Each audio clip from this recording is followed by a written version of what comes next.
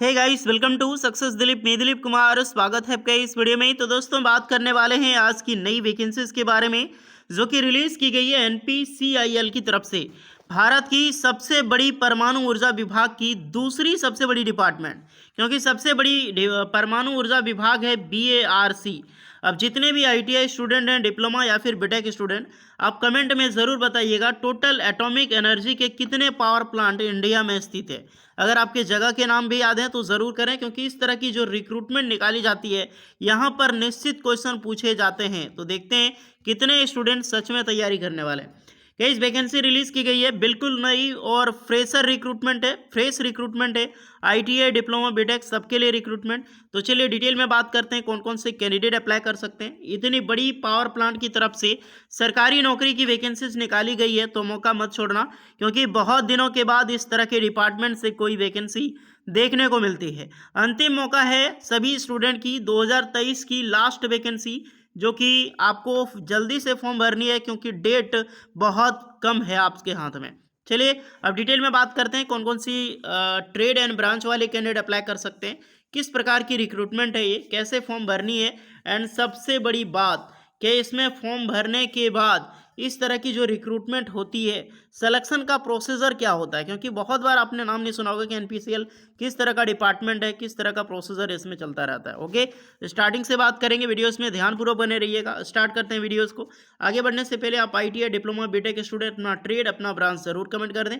साथ में ज्वाइनिंग करने के लिए टेलीग्राम चैनल ज्वाइन कर लें और वीडियोज़ को लाइक ज़रूर कर दें, और चैनल पर नए हैं तो सब्सक्राइब कर लें। चलिए आगे आते हैं। सो गाइज, ये है आपका ऑफिशियल नोटिफिकेशन एनपीसीआईएल। देखिए गाइज, बहुत सारे कैंडिडेट को इस नोटिफिकेशन के बारे में पहले से पता है। अगर आपने फॉर्म भर लिया है तो दैट्स गुड। अगर आपने फॉर्म अभी तक नहीं फिलअप किया है तो आप सभी कैंडिडेट के लिए लास्ट चांस है, यानी कि जिसे हम बोलते हैं अंतिम मौका।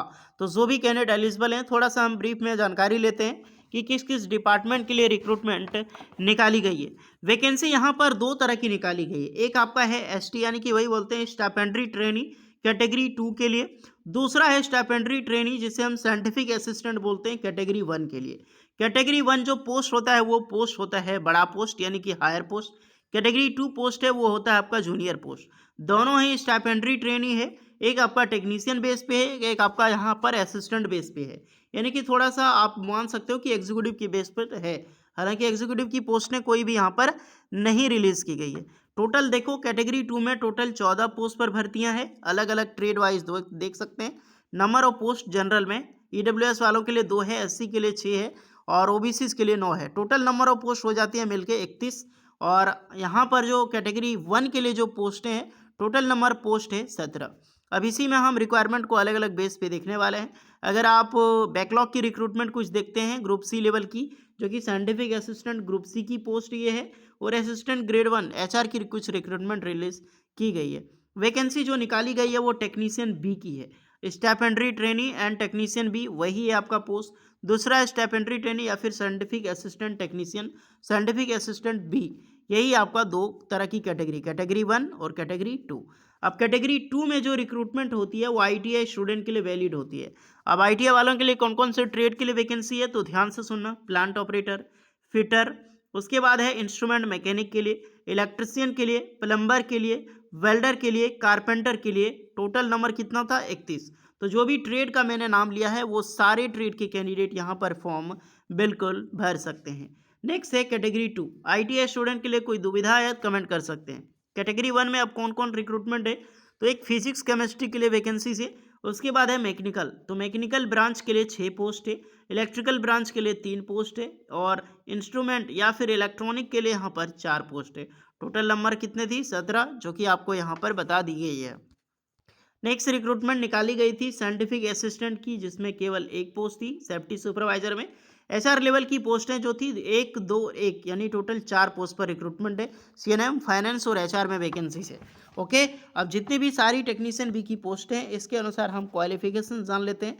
यहाँ पर कुछ दी गई है पीएच कैंडिडेट के बारे में रिस्ट्रिक्शंस। अगर आप पीएच कैंडिडेट हैं तो यहाँ पर आप देख सकते हैं आपकी योग्यता के अनुसार कौन सी पोस्ट रिजर्वेशन मिलने वाली है। चलिए पोस्ट डिस्कस करते हैं कि आपका किस बेसिस पे यहाँ पर पोस्टिंग होगी।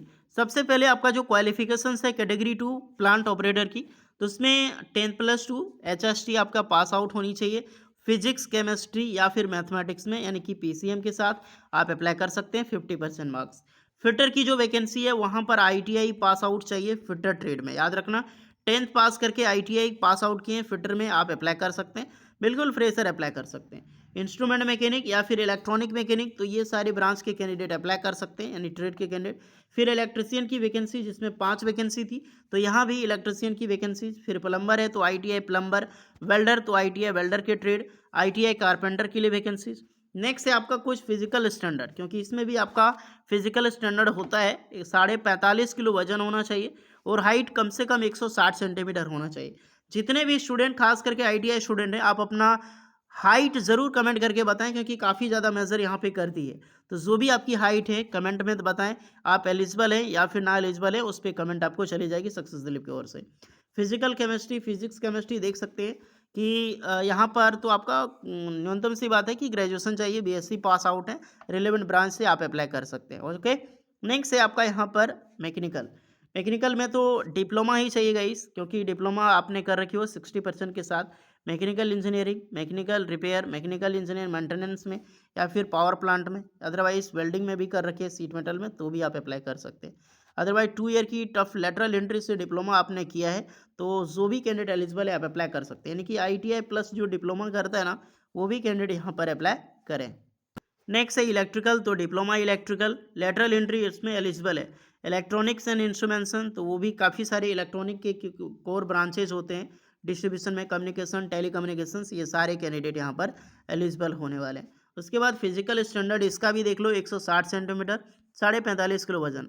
अब जितने भी डिप्लोमा के स्टूडेंट हैं आप भी अपना हाइट ज़रूर कमेंट करें, तो उसमें कमेंट जाएगी कि आप एलिजिबल हो या फिर नहीं। सेफ्टी सुपरवाइजर में तो इसमें एचएससी प्लस आईसीआईटी जो मान्यता प्राप्त होता है एआईसीटी द्वारा, डिप्लोमा इंजीनियरिंग कर रखी हो मैकेनिकल इलेक्ट्रिकल सिविल। सेफ्टी में किसकी चलेगी? मैकेनिकल इलेक्ट्रिकल सिविल ब्रांच से आप अप्लाई कर सकते हैं। फिर आपका असिस्टेंट एचआर की रिक्रूटमेंट है, तो एचआर में जो भी पोस्टें अप्लाई करना चाहते हैं तो बैचलर डिग्री पास आउट होनी चाहिए गाइस, तभी आप एलिजिबल हैं। ओके, तो देख सकते हैं सैलरीज प्रक्रिया बताई गई है आपको, स्टाइपेंडरी ट्रेनिंग, क्योंकि यहाँ पर फर्स्ट ऑफ ऑल आपकी ट्रेनिंग होती है। फर्स्ट ईयर की ट्रेनिंग में आपको 20,000 मिलेगी आईटीआई स्टूडेंट वालों को, और सेकेंड ईयर की ट्रेनिंग आपको 22,000 मिलेगी। देन जैसे ही ट्रेनिंग कंप्लीट होती है तो 21,700 से पी मैट्रिक्स वाली सैलरी स्टार्ट होगी, और न्यूनतम जानते ही 30 से 35,000 की सैलरी आपको प्रोवाइड की जाएगी। ये अच्छी बात है, पहले ट्रेनिंग कम में सैलरी कम मिलता था। यहीं पर डिप्लोमा के लिए 24,000 मिलेगी फर्स्ट ईयर में, और सेकंड ईयर में आपको यहाँ पर 26,000 मिलेगी।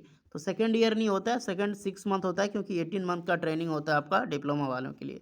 ओके, तो 2 साल के बाद 1.5 साल के बाद आपको ट्रेनिंग के बाद आप आराम से परमानेंट जॉब करोगे और एक बेहतर सैलरी उठा पाओगे। अब जो भी कैंडिडेट एलिजिबल है मौका मत छोड़ना। 18 से 24 साल के कैंडिडेट अप्लाई कर सकते हैं आईटीआई स्टूडेंट, 18 से 25 से डिप्लोमा के स्टूडेंट, एंड ग्रेजुएशन वालों के लिए 18 से 35 एंड 18 से 28। एज में रिलैक्सेशन सभी कैंडिडेट को मिलेगी। मैंने बताया था कि लास्ट डेट कब है, क्योंकि अंतिम मौका आपके हाथ में। ये 2023 की लास्ट वैकेंसी है किसी भी परमाणु ऊर्जा विभाग से, जो कि 5 जनवरी 2024 को डेडलाइन दी गई है। इससे पहले आपको फॉर्म भर लेनी है। डिस्क्रिप्शन में सारी लिंक आपको मिल जाएगी। अगर आप सिलेबस की वीडियो चाहते हैं तो कमेंट में ज़रूर बताएं। एडुलक्स चैनल पे आपको सिलेबस की वीडियो मिल जाएगी, तो एडुलक्स चैनल का लिंक आपको डिस्क्रिप्शन मिल जाएगा, उसको सब्सक्राइब कर लें। अगर आपने पहले फॉर्म भर लिया है तो कोई भी टेंशन नहीं है, फॉर्म अप्लाई किए हैं, डजेंट मैटर। जो फॉर्म अभी तक अप्लाई नहीं किए उसके लिए है, आप आराम से बहुत सारी नॉलेज आपको मिलेगी। कुछ डाउट है तो कमेंट करके बताना। सोचो अगर किसी स्टूडेंट को अभी तक पता नहीं चला होगा, अगर अभी वीडियो देख रहा है तो आराम से फॉर्म अप्लाई कर सकते हैं, तो उसके लिए गोल्डन अपॉर्चुनिटी हो जाएगी। होपफुली वीडियो इस पर लगी हो, लाइक शेयर एंड सब्सक्राइब करना। मिलते हैं नेक्स्ट वीडियो में, तब तक के लिए जय हिंद। एप्लीकेशन फी भी कुछ डाउट है तो याद रखना, जो भी प्रशिक्षण सहायक जो आपका टेक्नीशियन भी आईटीआई स्टूडेंट के लिए 100 रुपये लगेगा, जो डिप्लोमा वालों के लिए 150 रुपये लगेगा। एप्लीकेशन चार्ज है। एसटी एससी पीडब्ल्यूडी कैंडिडेट के लिए कोई भी एप्लीकेशन चार्ज यहाँ पर नहीं लगेगा, और फीमेल कैंडिडेट का भी। ओके, चलिए।